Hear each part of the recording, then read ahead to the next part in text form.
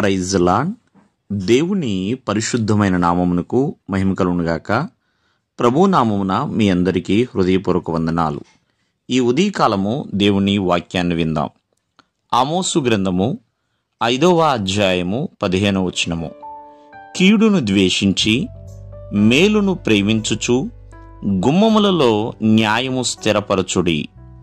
ప్రియమైన వర్లరా, ఇక్కడ దేవుని వాక్యం ఏమని సెలవిస్తుంది అంటే, కీడుని ద్వేషించుట, మేలును ప్రేమించుట. ప్రియమైన వర్లరా, చాలామంది కీడుని కొంతమంది ఇష్టపడేవాళ్ళు ఉన్నారు.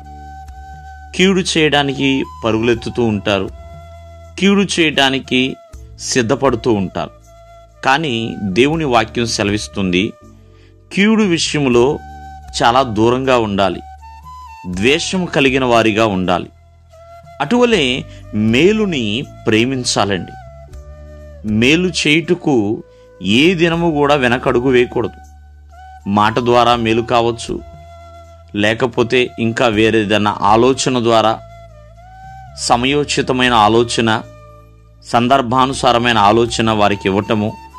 ఇలా మేలు చేసే విషయంలో మేలుని ప్రేమిస్తేనే మేలు చేయగలుగుతాం, లేకపోతే చేయలేం. గుమ్మముల్లో న్యాయమును స్థిరపరచాలి. ఎవరైతే నీ ఎదుటికి న్యాయము తీర్చండి అని వచ్చినప్పుడు వారికి అన్యాయము తలపెట్టకుండా న్యాయాన్ని స్థిరపరిచేవారిగా ఉండాలి. కావున ఈ ఉదయకాలం ముందు ఒకసారి ఆలోచించండి, కీడును ద్వేషించగలుగుతున్నామా లేదా?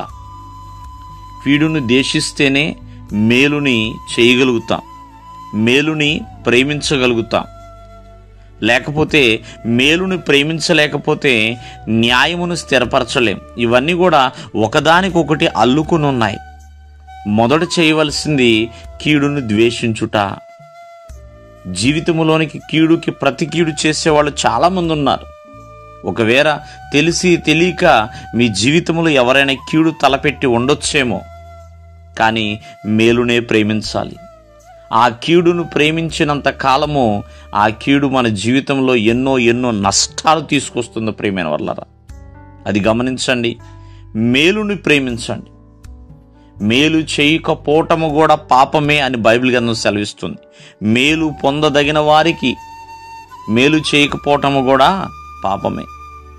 నీ ఎదుటికి ఎవరైతే వచ్చారో వారి ఎదుట న్యాయముగా నడుచుకునే బిడ్డలుగా ఉండాలి, న్యాయము స్థిరపరచాలి.